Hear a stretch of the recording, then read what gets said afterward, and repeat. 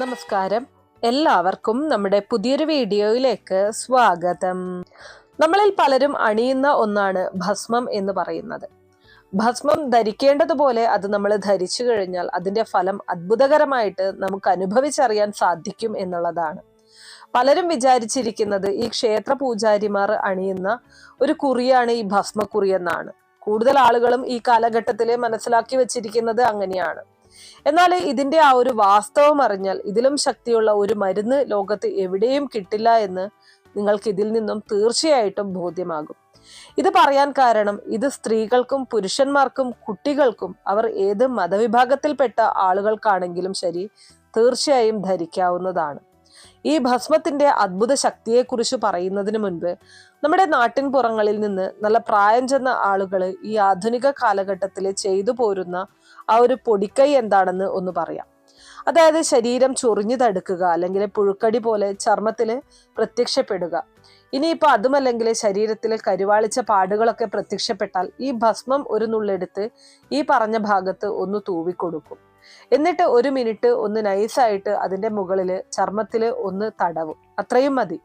ഈ തടവുന്ന ആ ഒരു ചൂട് കൊണ്ട് തന്നെ ശരീരത്തിലെ ആ ചൊറിച്ചിലും പാടുകളും അപ്രത്യക്ഷമാകും. ഇത് ഇന്നത്തെ കാലഘട്ടത്തിൽ എത്ര പേർ ചെയ്യുന്നുണ്ട് എന്നുള്ളത് അറിയില്ല.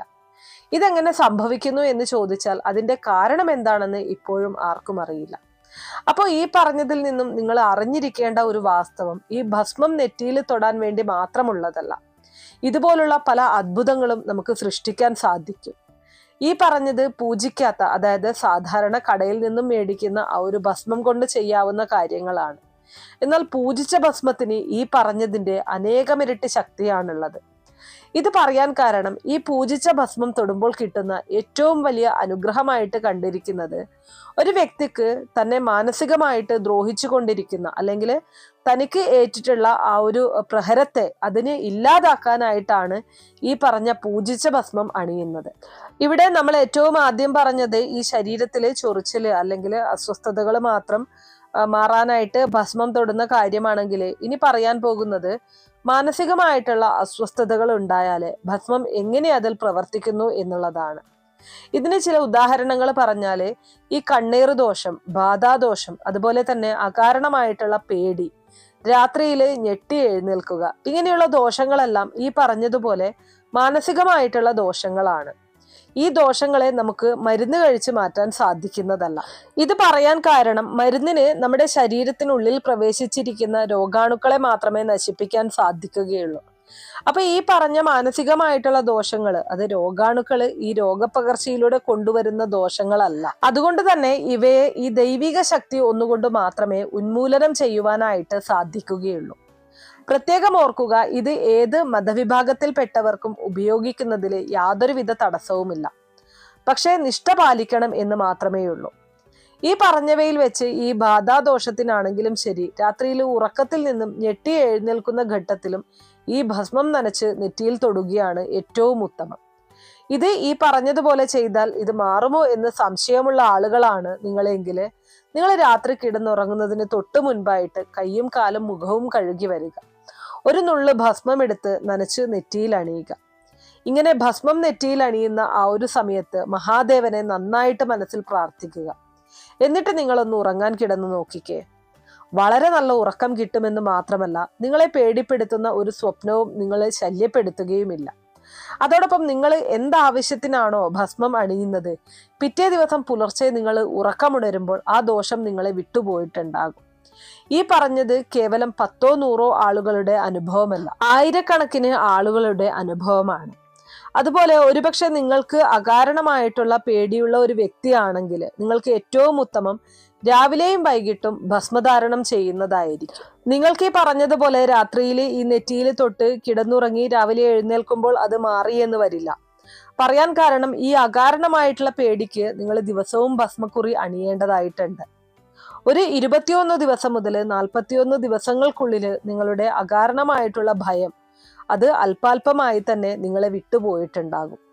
ഇതിന് ഇത്രയും ദീർഘമായിട്ടുള്ള ആ ഒരു സമയമെടുക്കാൻ കാരണം നിങ്ങൾ ഈ അകാരണ ഭയം ബാധിച്ചിരിക്കുന്നത് 6 മാസം കൊണ്ടോ അല്ലെങ്കിൽ 1 വർഷം കൊണ്ടോ, ഇനിയിപ്പോൾ അതുമല്ലെങ്കിൽ കഴിഞ്ഞ 5 വർഷങ്ങളായിട്ടോ നിങ്ങൾ ഈ പറഞ്ഞ അകാരണ ഭയത്തിന്റെ പിടിയിലായിരിക്കും നിങ്ങൾ.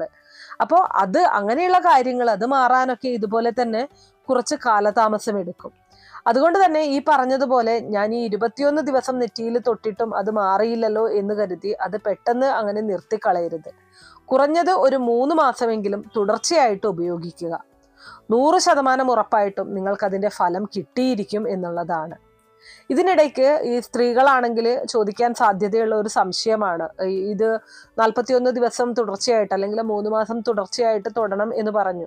ആർത്തവ ദിവസങ്ങളിൽ അല്ലെങ്കിൽ വാലായ്മ പോലുള്ള ദിവസങ്ങളിലൊക്കെ ഈ ഭസ്മധാരണം ചെയ്യാമോ എന്നുള്ളത് ഒരിക്കലും പാടില്ല. അങ്ങനെയുള്ള ദിവസങ്ങളിൽ ഒഴിവാക്കുന്നതായിരിക്കും ഉത്തമം. അപ്പോൾ അങ്ങനെ ഒഴിവാക്കി ആ ദിവസങ്ങൾ കഴിഞ്ഞതിന് ശേഷം വീണ്ടും നിങ്ങൾക്ക് അത് തുടങ്ങാവുന്നതാണ്. അതായത് വീണ്ടും ഭസ്മം തൊട്ടു തുടങ്ങാവുന്നതാണ്. അതുപോലെ തന്നെ ഈ ഭസ്മം നെറ്റിയിൽ തൊടേണ്ടത് ഒരു വിരൽ കൊണ്ടോ അല്ലെങ്കിൽ 3 വിരൽ കൊണ്ടോ കുറിയായിട്ട് തൊടാവുന്നതാണ്. നിങ്ങൾക്ക് അതെങ്ങനെയാണെന്നുള്ളത് നിങ്ങൾക്ക് തന്നെ നിങ്ങളുടെ താല്പര്യം അനുസരിച്ച് ചെയ്യാം. ഒന്നുകിൽ ഒരു വിരൽ കൊണ്ട് നമ്മൾ സാധാരണ ചന്ദനമൊക്കെ തൊടുന്നത് പോലെ തൊടാം. അതല്ല എന്നുണ്ടെങ്കിൽ 3 വിരൽ ഉപയോഗിച്ചുകൊണ്ട് നമുക്ക് കുറി പോലെ ഇടാവുന്നതാണ്. എന്തായാലും ഒരു കാര്യം യാതൊരുവിധ സംശയത്തിനും ഇടയില്ലാതെ നമുക്ക് പറയാനായിട്ട് സാധിക്കും. ഈ രാത്രിയിൽ ഞെട്ടി എഴുന്നേൽക്കുന്ന കൊച്ചുകുട്ടികൾക്ക് ക്ഷേത്രത്തിൽ നിന്ന് കിട്ടുന്ന ആ ഒരു പൂജിച്ച ഭസ്മം തൊട്ട് കഴിഞ്ഞാൽ പിന്നെ ഞെട്ടി എഴുന്നേൽക്കില്ല എന്നത് അതാർക്കും നിഷേധിക്കാൻ സാധിക്കാത്ത ഒരു പരമാർത്ഥമാണ്. വളരെയധികം ശക്തിയുള്ള വളരെ പവർഫുൾ ആയിട്ടുള്ള ഒന്നാണ് ഭസ്മം എന്ന് പറയുന്നത്. ഇനി ഈ ഭസ്മം തൊടുന്ന സമയത്ത് നമ്മൾ പാലിക്കേണ്ടതായിട്ടുള്ള അല്ലെങ്കിൽ ശ്രദ്ധിക്കേണ്ടതായിട്ടുള്ള ചില കാര്യങ്ങളുണ്ട്, ചില നിഷ്ഠകളുണ്ട്. അതുകൂടെ ഒന്ന് പറയാം. നമ്മൾ ഉച്ചയ്ക്ക് മത്സ്യമാംസാദികളൊക്കെ ചേർത്ത് ഭക്ഷണം കഴിച്ചിട്ട് രാത്രിയിൽ നമ്മൾ അതുപോലെ തന്നെ ഭസ്മം എടുത്ത് ധരിക്കാനായിട്ട് പാടില്ല.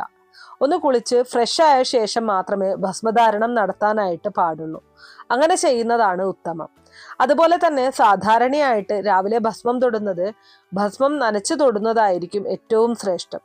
എന്നാൽ വൈകിട്ടാണെങ്കിൽ, അതായത് സമയം സന്ധ്യയ്ക്ക് ശേഷമാണെങ്കിൽ സാധാരണ പോലെ നെറ്റിയിൽ അണിയാം. എന്നാൽ ഈ സ്ഥാനത്ത് കൊച്ചുകുട്ടികൾക്കാണെങ്കിൽ എപ്പോൾ വേണമെങ്കിലും ഭസ്മം തൊട്ടുകൊടുക്കുകയും ചെയ്യാവുന്നതാണ്. അതിൽ യാതൊരു തെറ്റുമില്ല. ഇത് പറയാൻ കാരണം ഈ പിള്ള മനസ്സിൽ കള്ളമില്ല എന്ന് പറയുന്നത് പോലെ അവർ മനസാ വാചാ കർമ്മണ എപ്പോഴും പരിശുദ്ധരായിരിക്കും. അതുകൊണ്ട് തന്നെ പ്രത്യേകിച്ച് ഒരു ചിട്ടയും കുട്ടികൾക്ക് നോക്കേണ്ടതായിട്ടില്ല. അത് മാത്രവുമല്ല, ഈ അസഹനീയമായിട്ടുള്ള രോഗങ്ങൾക്ക് ഒരു അസ്ത്രം എന്ന പോലെ ഈ ഭസ്മം നിങ്ങളിൽ പ്രവർത്തിക്കും എന്നുള്ളതാണ്. നമ്മൾ ഭസ്മം തൊടുന്ന സമയത്ത് ഈശ്വര വിശ്വാസത്തോടുകൂടി, പൂർണ്ണ വിശ്വാസത്തോടുകൂടി തൊട്ട് കഴിഞ്ഞാൽ അത് തന്നെ നമുക്ക് മനസ്സിനൊരു ഫലം നൽകും. അപ്പോൾ അത് തന്നെ നമ്മുടെ രോഗത്തിന്റെ കാഠിന്യം കുറയാനായിട്ട് സഹായിക്കും.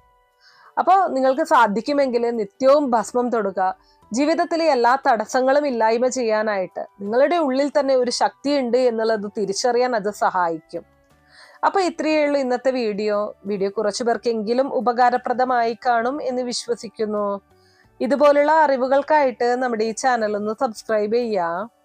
വീഡിയോ ഇഷ്ടമാണെങ്കിൽ ലൈക്ക് ചെയ്യാനും ഷെയർ ചെയ്ത് മറ്റുള്ളവരിലേക്ക് എത്തിക്കാനും മറക്കരുത്. നന്ദി.